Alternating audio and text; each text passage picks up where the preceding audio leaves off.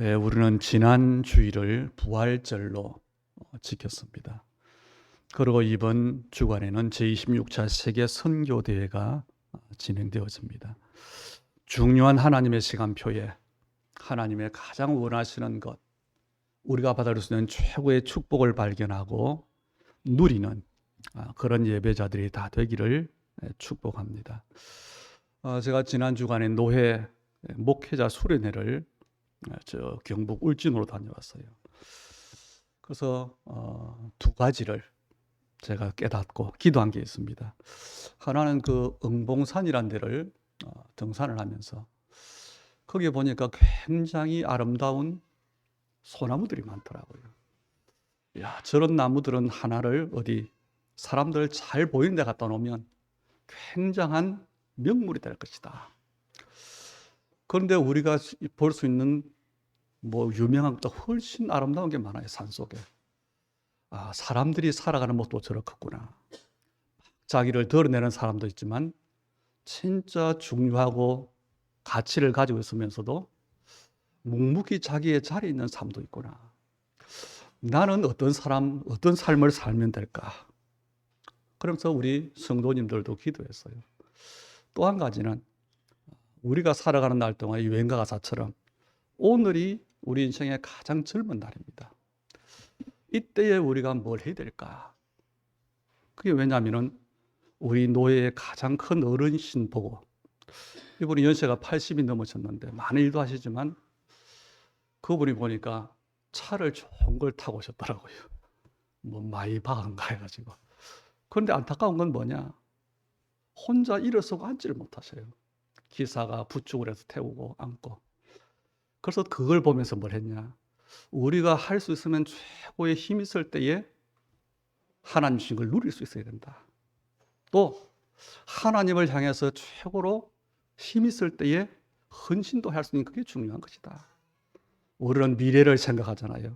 100세 시대를 생각하잖아요. 그렇게 미루다가는 이것도 저것도 아니겠구나. 이 두 가지를요, 제가 좀 기도하고 왔어요. 우리는요, 오늘 말씀의 제목에 보면 그리스도 부활의 증인의 삶이라 그랬습니다. 제목 좀 길어졌죠. 왜냐? 우리가 지난주에는 그리스도 부활의 증인이라고 하는 말씀을 받았기 때문에. 그 증인들은 어떤 삶을 사느냐? 그래서 우리는 알아야 됩니다. 예수가 그리스도라는 사실을 아는 사람, 그리고 그분이 부활하신 사실을 확인하고 체험한 증인들은 실제를 알아야 됩니다. 뭐냐? 모든 문제가 끝났다. 알 뿐 아니라 누릴 수 있어야 됩니다. 그래서 성경의 그리스도의 부활을 확인하고 체험한 증인들은 한 가지를 최고의 축복을 알았어요. 뭐냐? 성령이 임하는 것인데 그 성령의 인도받는 것이 최고의 축복이고 최고의 응답이다. 그게 결론입니다. 그렇다면 왜 그게 중요하냐? 그 성령께서 부활하신 그리스도께서 나와 성령을 함께 하시면서 인도하시는데 그 인도 속에 있는 내 삶이 하나님의 나라, 세계 복음화를 이루는 삶임을 알기 때문에 그렇습니다. 그래서 우리가 말로 또 우리가 알았어, 깨달은 것으로 세계 복음화가 하나님의 계획이 맞다. 그런데 내 힘과 내 열심과 내 기준으로는 불가능합니다. 그런데 한 가지는 가능해요. 내가 성령의 인도 속에 있을 때는 그 일이 가능한 일이 되어지는 겁니다. 그래서 그리스도의 부활의 증인들은 어떤 결론 내리느냐? 최고의 축복이 성령 인도다. 그걸 안 겁니다. 그 결론이 오늘 갈라디아서 2장 20절입니다. 부활하신 주님은 제자들에게 복음 운동을 이야기했어요. 세계 선교를 말씀하셨습니다. 모든 족속으로 제자를 삼아라. 만민에게 복음을 증거해라. 그리고 땅끝까지 이르러 내 증인이 되리라. 이 말씀을 잘 이해하셔야 돼요. 연약한 내가 최선을 다해서 그 일을 하려고 하면 불가능합니다. 그런데 하나님은 그 약속 붙잡은 사람을 그 일이 성취되는 일에 증인으로 세우시는 것을 볼 수 있어야 됩니다. 누가 뭐라고 해도 복음은 분명히 모든 문제에 대한 해답입니다. 그리고 복음은 모든 문제를 이기는 능력입니다. 그런데 복음을 가졌는데 저와 여러분이 우리가 살아가는 데는 혼란스러운 일이 많아요. 복음은 모든 것을 이기는 능력인데 나는 무능해요.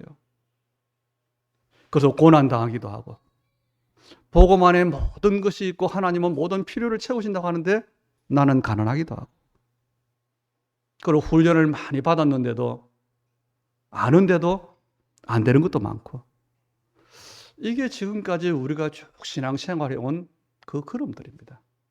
이게 계속되어 온 거예요. 그러다 보니까 우리가 어떻게 살아가느냐, 우리의 신앙생활이 뭐냐, 내가 깨달은 대로, 내 생각대로, 내 체질대로 신앙생활을 하는 겁니다. 그래서 실상은 세계복음화의 응답을 많이 받기를 원하는데 나는 전혀 그 응답이 없구나, 이렇게 느껴지기도 합니다. 그런데 아닙니다. 결론은 뭐냐? 절대 그렇지 않다는 겁니다. 하나님의 말씀은 완벽하게 성취되어집니다.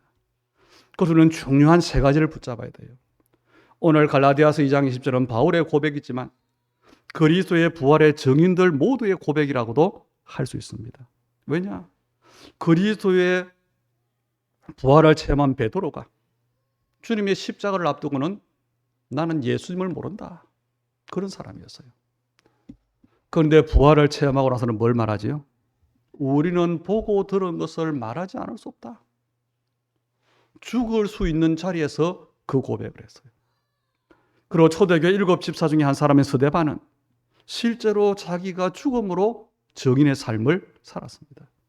다시 말하면, 미리 결론적으로 말씀드리면 그리스도의 부활의 증인의 삶은 반드시 세계복음화 하나님의 나라에 쓰임 받는다는 겁니다. 그런데 우리는 뭘 중요하게 생각해야 되고 여기에 무엇을 오늘 우리는 붙잡아야 되느냐? 첫째로는 우리의 숨은 생각입니다. 사람들이 보는 우리의 신앙생활, 보이는 것도 중요합니다. 교회에 가고 예배를 드리고 기도하고 헌신하고. 그런데 그것보다 더 중요한 것이 뭐냐? 우리가 사람이 볼 때 저 사람 믿음이 좋구나, 저 사람은 과연 전도자구나, 그것도 있지만 다른 사람이 모르는 내가 가지고 있는 숨은 생각, 이게 중요한 겁니다. 그 생각에 따라서 하나님의 역사가 일어나기도 하고 일어나지 않기도 하고. 그래서 앞에 부분은 그 부분이에요. 왜 나는 복음을 가졌는데 왜 나는 잘 하려고 하는데 안 되느냐? 우리의 숨은 생각이 중요합니다. 이 숨은 생각이 어떠냐에 따라서 하나님의 역사가 있기도 하고 없기도 하는 겁니다. 그런데 숨은 생각은 우리 마음대로 안 돼요. 그래서 무슨 말이냐? 내가 얼마만큼 복음을 누리냐에 따라서 내 숨은 생각이 바뀌어지는 겁니다. 그래서 우리에게 있는, 내게 있는 숨은 생각은 뭐와 상관이 있느냐? 최고의 축복이라고 할 수 있는 성령 인도 받는 일과 상관이 있는 겁니다. 성도들이요, 목사님 성령 인도는 어떻게 받습니까? 뭐냐? 성령 인도 받고 싶으니까. 그리고 성령 인도가 최고의 응답임을 아니까. 그럼 저는 이렇게 대답합니다. 동기를 바꾸라. 우리가 동기가 없을 수는 없어요. 우리의 모든 일은 동기를 가지고 하잖아요. 열심히 일하는 이유, 열심히 공부하는 이유가 뭐지요? 좋은 학교 가려고. 그게 동기잖아요. 열심히 일하는 이유, 돈을 많이 벌려고. 동기입니다. 그런데 이 동기가 없는 사람은 없어요. 이 동기가 자극이 되니까 우리는 뭔가 행동을 하게 되는 겁니다. 그런데 이 동기를 없앨 수는 없기 때문에 바꿔야 된다. 내 동기를 바꾸니까 어떻게 되느냐? 오늘 성경에 바울이 그랬어요. 내가 그리스도와 함께 십자가에 못 박혀 죽었다. 그래서 저는 이제 그런 연습을 좀 하거든요. 하루 중에, 일주일에 하루 중에 몇 시간, 짧지만 내 생각을 일부러 전혀 안 하는 시간, 그런 시간을 좀 가져봅니다. 일부러.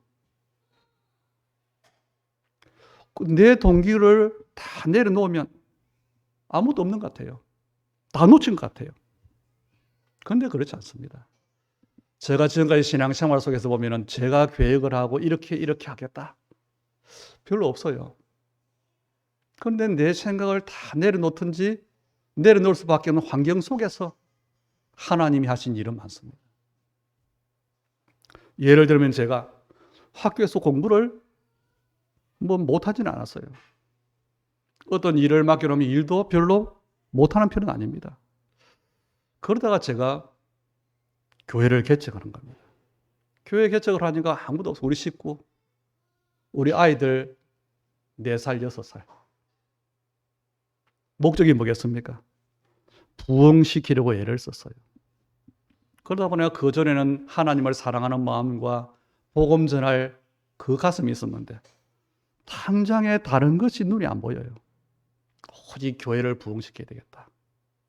그 속에는 진짜 나의 의식주가 또 들어있죠. 이렇게 열심히 했어요. 심지어는 밤 10시부터 새벽 2시까지 기도도 하면서요. 그런데 어느 날 보니까 모든 것이 틀려져 버리는 거예요. 전도를 해야 되는데 전도가 뭔지 모르잖아요. 전도가 뭡니까?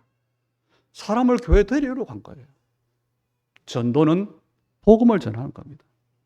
그럼 전도를 하려고 하는 건 내가 복음 알아야 되잖아요.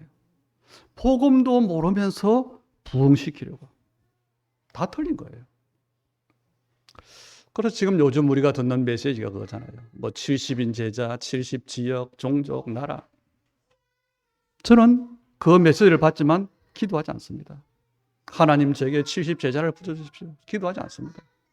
하나님 70종족을 살리게 해주십시오. 70지교회가 서도록 해주십시오. 왜냐? 저는 그게 아니라고 봅니다. 방향은 맞는데 그 기도로 말미암아 그 응답이 오는 건 아닙니다. 예수님께서 제자들에게 말씀하셨어요. 너희는 나를 따라오너라. 내가 너희를 사람을 낚는 어부가 되게 하리라. 그게 우리 믿음입니다. 우리는 지금 어떤 시대를 삽니까? 요즘 사람들을 만나보면요.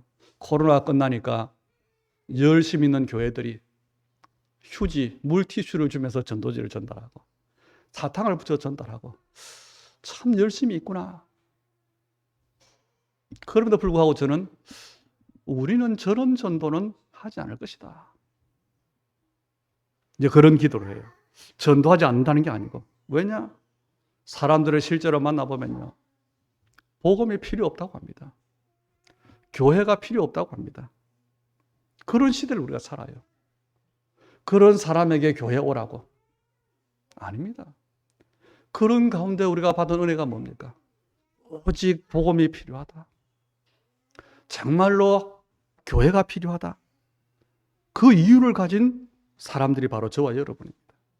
그래서 우리는 숨은 생각이라고 하는 이 중요한 것이 있는데 뭐냐? 우리의 판단을 우리는 복음으로 할 수 있어야 돼요. 가장 쉽게 인도받는 방법이 뭐냐? 판단을 복음으로 하는 겁니다. 큰 동기를 가지고 열심히 일하는 것보다 저는 천천히 빠르게 하는 것이 낫다고 생각합니다. 그래서 한자에 과유불급이란 말도 있잖아요. 지나친 것보다는 오히려 조금 모자란 게 낫습니다. 열심히 한다는 말이 좋은 말입니다. 그러나 그것은 자기의 동기와 체질에서 나오는 거예요. 그래서 열심히 한 사람들의 결과가 응답이 잠시 있는데 끝에 가면 거의 실패가 되는 겁니다. 그래서 전도자는 현실을 보고 육신적인 판단을 하면 안 된다. 복음으로 판단해야 된다는 겁니다. 바울이 빌립보서 1장 9절 10절에 내가 기도하노라. 그래서 뭘 말합니까? 너희로 지극히 선한 것을 분별하며 그랬어요. 지극히 선한 것이 뭔가를 분별할 수 있어야 됩니다. 요셉이 그랬어요. 나는 나를 노예로 판 저 형들 언젠가는 복수할 거야. 그 생각할 수 있습니다. 그렇죠?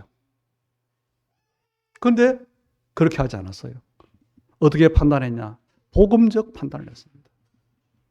창세기 45장에 보니까 하나님께서 생명을 구원하시려고 나를 먼저 보내셨나이다.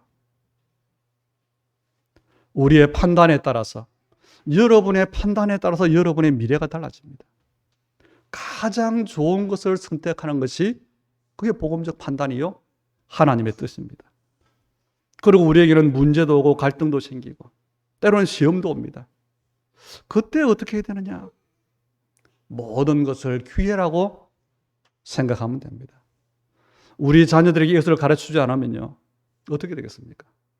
복음은 모든 문제 해결이라고 가르쳐 놓고는 그런데 살아가는데 문제가 와요. 거기에 대한 하나님의 계획이 있고 그게 기회라는 사실을 가르치지 않는다면 문제가 오면 무너지고 갈등이 생기면 포기하고 시험이 오면 낙심하고 아니잖아요. 우리는 전부 기회로 만들어야 됩니다. 왜냐? 그 안에 하나님의 두 가지 이유가 있어요. 하나는 당연한 겁니다. 그건 우리에게 있는 이유지요. 그런데 하나님이 주신 때는 필연적인 이유가 있고 꼭 필요하기 때문이고 하나님의 계획이 있기 때문에 그렇습니다. 그러면 기회가 되는 겁니다. 그리고 절대로 낙심하지 않을 이유가 고린도전서 10장 13절에 보니까 사람이 감당할 시험밖에는 너에게 당한 것이 없나니 오직 하나님은 미쁘사 너희가 감당치 못할 시험 당함을 허락지 아니하시고 그랬어요. 어떤 문제가 와도 감당할 만한 것을 하나님 주시는 겁니다. 빌립보서 4장 19절에는 이런 말씀이 있습니다. 나의 하나님이 그리스도 예수 안에서 영광 가운데 그 풍성한 대로 너희 모든 쓸 것을 채우시리라. 하나님께서 우리에게 주시는 모든 것들은 필요하기 때문에 주시는 겁니다.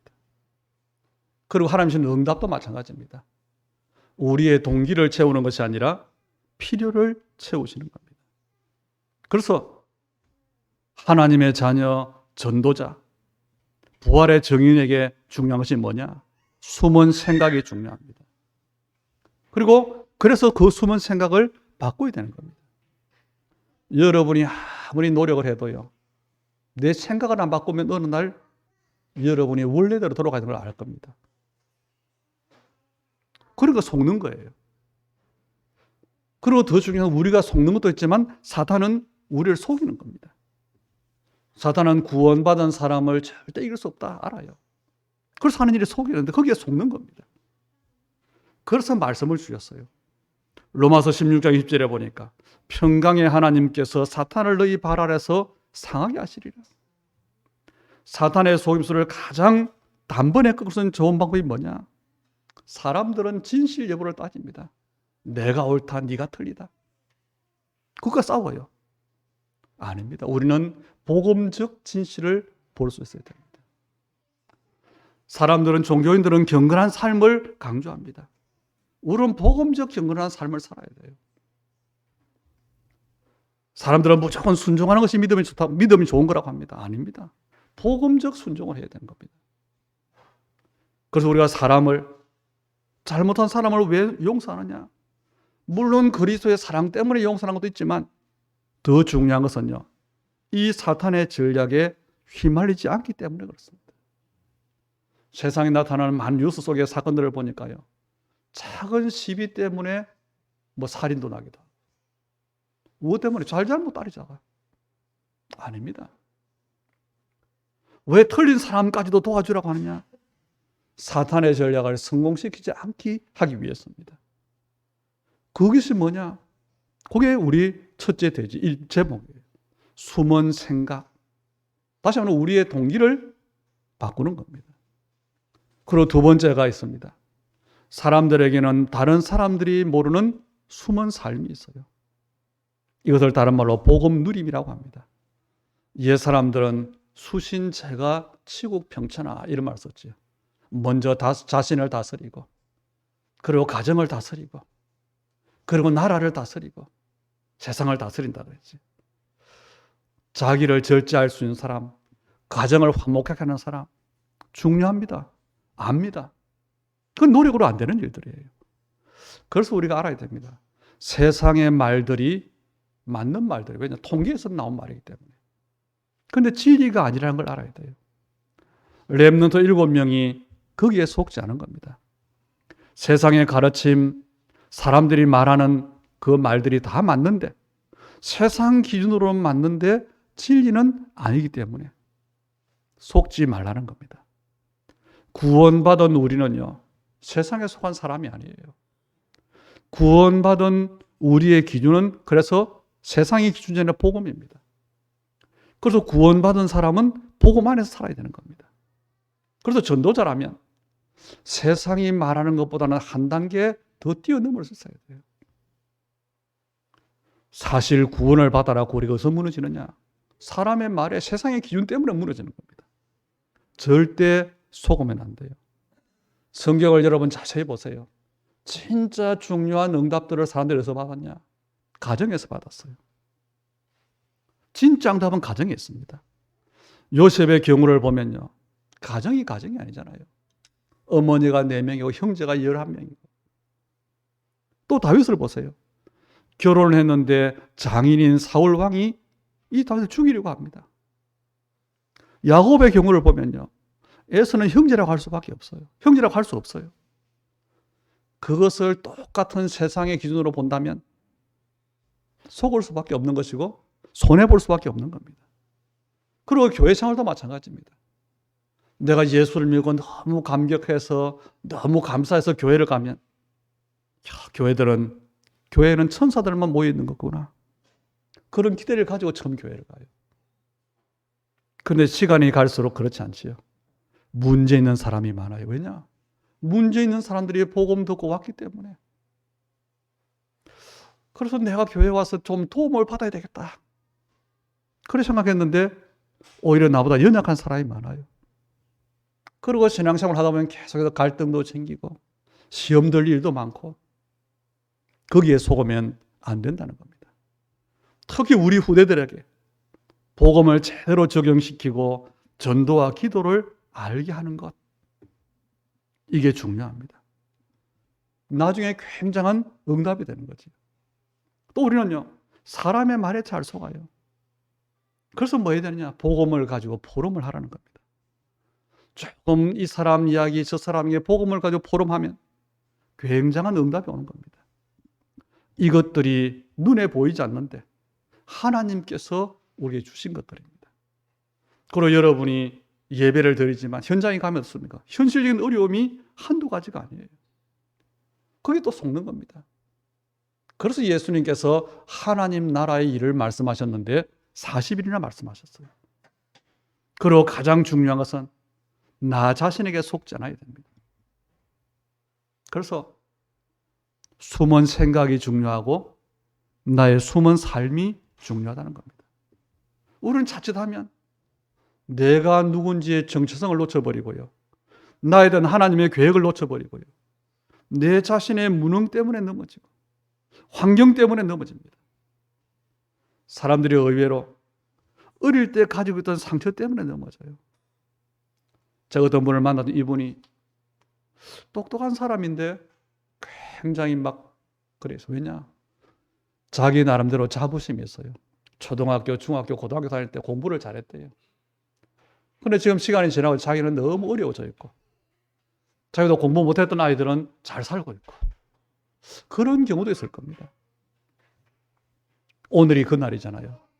우리 안산에 있는 상처, 세월호, 이것들이 계속 우리를 속이는 겁니다. 또 특히 목회자 자녀들을 만나보면 거의 상처를 가지고 있어요. 이해시켜줘야 됩니다. 왜냐? 목회자가 아닌데 참아야 됐어요. 그러다가 교회가 어려웠어요. 그러니까 뭐가 있느냐? 상처가 많아요. 그런데 성경을 보면 믿음의 사람들은 그렇지 않았습니다. 세상은 혼자 살 수 없어요. 그런데 믿음은 혼자도 됩니다. 바꿔 말하면 세상에는 독불 장군이 없는데 믿음에는 있다는 겁니다. 초대교회를 보면 뭔가 될 수 있는 조건이 아무것도 없어요. 다시 말하면 내 한 사람이 무너지면 다 무너지는 겁니다. 그런데 승리했어요. 저와 여러분이 전도자로 사는 것은 많은 훈련을 받고 열심도 있고 많은 준비도 해야 되겠지만 그게 아닙니다. 하나님이 주신 축복을 내가 찾아내는 거예요. 그게 전도자에게 가장 중요한 겁니다. 그래서 그것 때문에 뭐가 중요하냐? 눈에 안 보이는 숨은 생각, 눈에 안 보이는 우리의 삶이 중요하다는 겁니다. 그래서 여러분이 꼭 가질 것이 뭐냐? 혼자서 힘을 얻는 시간이 있어야 돼요. 꼭 있어야 됩니다. 그걸 정식이도라 그러지. 다시 한번 어떻게 생각하면 되느냐? 아무도 나를 도와줄 사람이 없다. 그래서 하나님 앞에서 하나님으로부터 힘을 얻는 시간 가져야 돼요. 이 힘을 가지고 현장에 가보면 응답이 보입니다. 하나님의 계획이 보여집니다. 이 두 가지가 되어지면 교회에 와서 예배 드릴 때 말씀이 답이 되는 거예요. 이게 신앙생활입니다. 이게 안 되면 헷갈리는 거죠. 그래서 의외로 사이비 종교 이단들, 지난번에 보니까 정명석이 JMS, 그리고 KBS 같은 데에 PD가 통역사가 어떻고. 왜냐? 지성인들이 불건전 신비주의에 많이 빠져 있어요. 왜 그러냐? 신앙생활하는 답을 얻지 못하니까. 그래서 이 답 얻어야 됩니다. 하나님부터 내가 혼자 힘없는 시간. 그걸 가지고 현장에서 하나님 계획을 찾는 그 비밀. 그리고 예배를 통해서 얻는 해답 있어야 돼요. 그러면 세 번째 마지막으로 하나님은 여러분을 세계복음화 때문에 부르셨습니다. 하나님은 세계복음화 사람에게 응답을 준비해 놓으셨습니다. 그래서 뭘 해야 되지요? 받을 준비를 해야 돼요. 그릇 준비를 해야 되는 겁니다. 세상 사람들에게는 보이지 않는 복음 그릇을 준비해야 돼요. 다시 말하면 여러분은 하나님의 부르심의 목적에 맞는 언약적 그릇을 준비하면 틀림없이 쓰임받습니다. 그런데 그릇을 틀리게 준비한 사람이 많아요. 열심은 있는데 기준이 언약이 아니면 그건 틀린 그릇입니다. 그리고 우리는요, 하나님이 준 응답이 사실적이기 때문에 사실적인 그릇을 준비해야 돼요. 그리고 우리는 상대방의 입장에서 사람을 생각할 수 있어요. 왜냐? 우리가 받을 응답은 사람 살리는 일이기 때문에. 그래서 상대방을 생각할 수 있는 배려적인 그릇을 준비해야 돼요. 저는 사람들의 다툼이나 정치 상황을 보면서요, 그래, 자기가 뭔가 주도권을 잡겠다, 정권을 잡겠다, 그 야망이거든요. 그건 틀린 것이 아니라고 봅니다. 그런데 문제는 뭐냐? 내가 아니면 안 된다고 하는 그 편협한 것, 그게 문제라고 보는 겁니다. 그래서 어떨 때는 보면 딱 바른 사람이 그 속에 들어갔더니 그런 사람이 되어 있어요. 편협해져 있어요. 내가 아니면 안 된다, 우리가 아니면 안 된다. 그러니까 자기가 변화시키려 하던 그 원래의 모습, 그게 똑같아지는 거예요. 입장을 바꾸면 됩니다. 입장을 바꿔보면요, 정말 정치한 나라를 생각하면요, 미래를 생각하면요, 우리가 작은 일이지만 상대방 입장에 서보면요, 이해도 되어지고 기도도 나옵니다. 그런데 내 입장에서만 딱 서면 절대로 이해가 안 되는 거죠. 우리는 지금 기도하기를, 우리는 지금 응답받기를 뭐 하려고 하지요? 복음으로 세상을, 그 흐름을 바꾸려고 합니다. 그래서 우리가 받을 응답 분명히 있는데도 불구하고 우리의 중심은 좀 달라야 돼요. 당장의 꽃과 열매를 응답을 받는 게 아니고 정말 하늘의 미랄이 되겠다, 그런 중심이 있어야 돼요. 그리고 여러분은 눈에 안 보이는 큰 그릇을 준비해야 됩니다. 왜냐? 하나님이 주실 축복이 크기 때문에 그렇습니다. 우리에게는 또 뭐가 남아있지요? 세계 선교 남아있습니다. 우리의 후대들이 남아있습니다. 그래서 멀리 보면서 미래적 그릇을 준비해야 됩니다. 오늘 말씀드린 것들은 다 눈에 안 보이는 것들입니다. 안 보이기 때문에 어떤 면에서는 나와 상관없다고 할 수 있지만 아닙니다. 하나님 나라의 성취를 두고 볼 때 가장 중요한 것입니다. 오늘 본문인 갈라디아 2장 20절이 된 사람, 이 사람이 참 제자인데 어떤 사람이냐? 이 사람들이 바로 생각이 바뀌어진 사람, 그래서 삶이 바뀌어진 사람, 그릇이 준비된 사람입니다. 하나님은 이런 사람이 한 명만 있어도 그 시대를 바꾸는 역사를 이루셨습니다.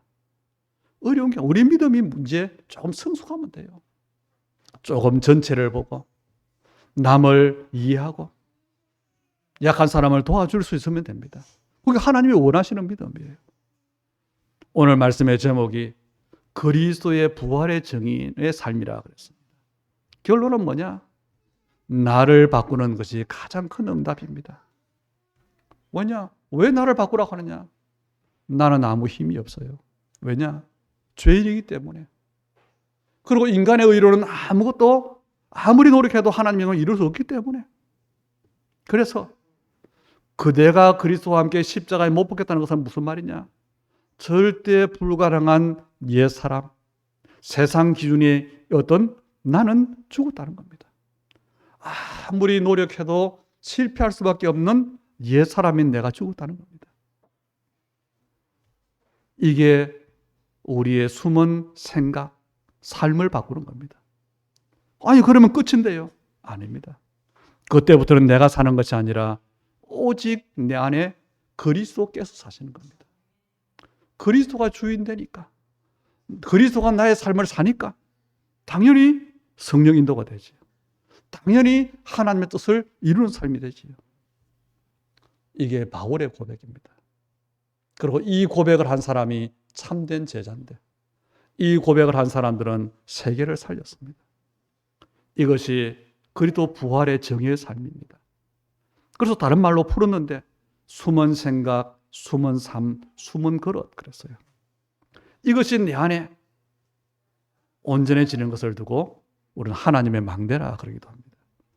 여러분이 먼저 이 축복을 받고 이 축복을 받은 여러분 때문에 여러분의 현장이 살고 교회가 살고 후대가 살고 세계가 살아나는 하나님의 역사가 있기를 주의 이름으로 축복합니다.